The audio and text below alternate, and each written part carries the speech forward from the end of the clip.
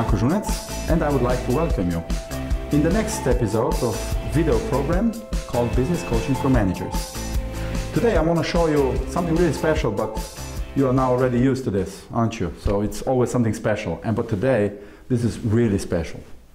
It's one of the most well-kept secrets of the best coaches in the world. It's really.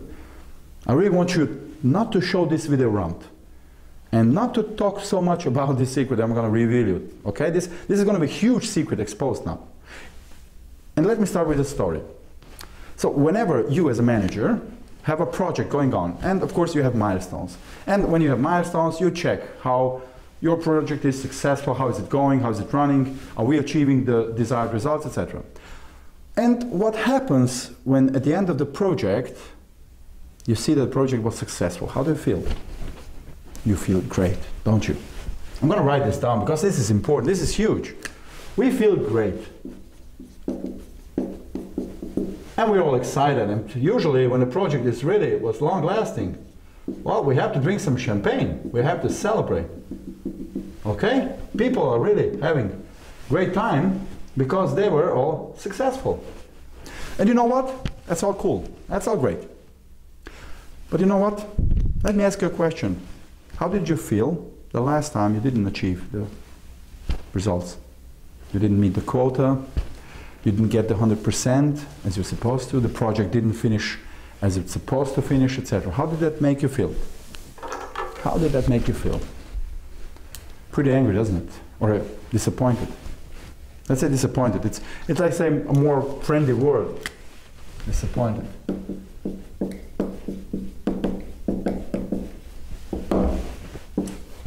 And no reason for celebration, no reason for having fun. But what happens usually? Let me ask you a question. Just giving by these two possibilities. In which situation do you sit down and analyze the situation with your people? Is it here or is it here? Exactly.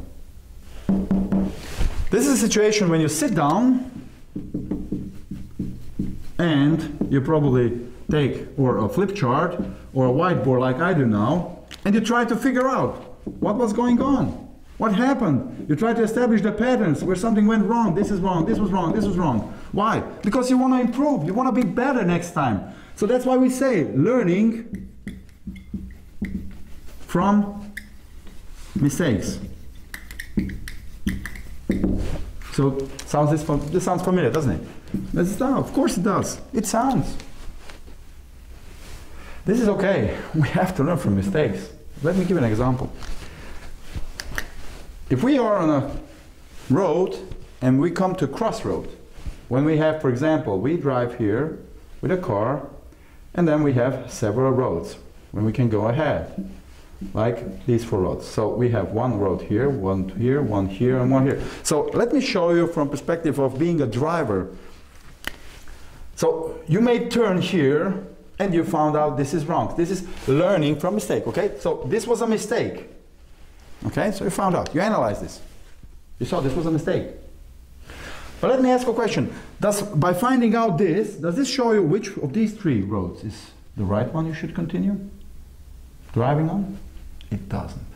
So learning from mistake just means avoiding the pain. So this means to avoid the pain in the future.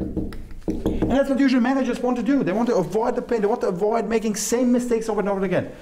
But you know what? You're missing a very important point that you could make in order to find out in the future which road is the right one with much more higher level of certainty. And this is the so-called analysis when we are doing great. When we achieved the results. When we came to 100%. Of course you may celebrate, but please, after just one glass, not one bottle, one glass of champagne, please, sit down with your people. Sit down around the table, okay? Take a flip chart and analyze what was it that brought you to that success.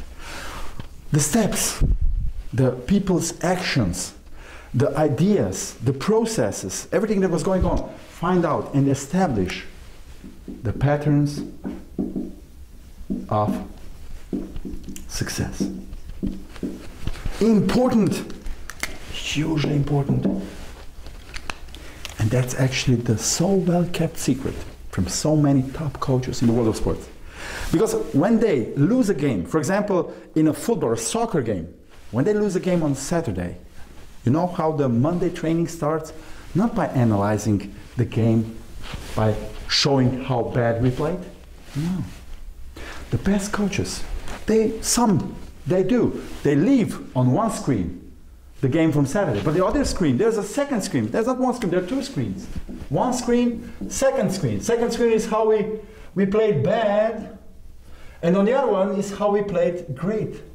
You know why is that so? Because I want my people, my players, because they don't see themselves. They cannot see themselves while playing. I can show it, but I can show them how well we played here so they can see what was actually here present that was missing here. So I want them to focus on what we're going to train on this week, during these trainings this week, so we can be glorious on next Saturday game. See, nothing wrong by learning from mistakes. It's much better by learning from successes. You know why? Because something miraculous happens. It's like a miracle. When you sit down with your people, when they have achieved the results, or maybe overachieved, that's even more, it's more bonus for you. When they sit down, they're all full of this positive energy, also full of these processes going on in their body, chemical process, that reinforce more creativity while analyzing the success. And you know what happens? The phenomenal thing. It boosts their creativity, which enables you to not just find out the patterns of success, but even to upgrade your formula of success for the future. You see the enormous benefit that the top coaches are aware of. That's why it's so well kept secret. Tell you from my experience, I've worked with some of these coaches in the world of sports. Some of the best ones, but some also the, let's say, average ones. I'm not going to say bad ones because they're not bad. Because they just because they don't know this kind of stuff, they're not stupid. They just don't know about this. You do. What are you going to do? Most of the trainers don't know that. They don't do this. They still do the old school.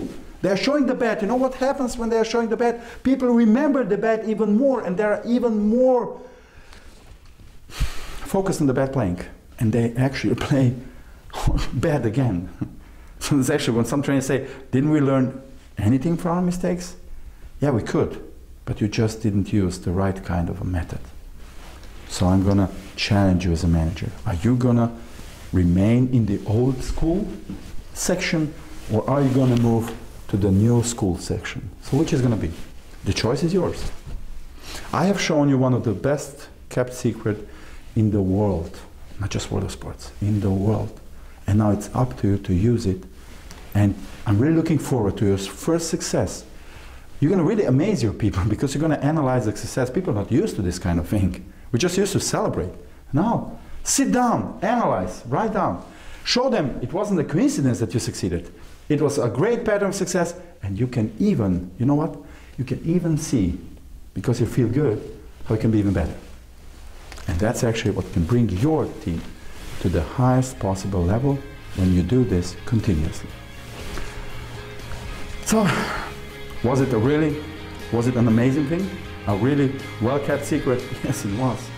Is it amazing? You have to find out it for yourself.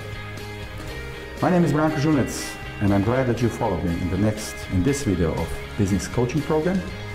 And I'm really looking forward to see you again. And you know what? I want you to have a successful day in the week, and I hope you to try this out as soon as possible.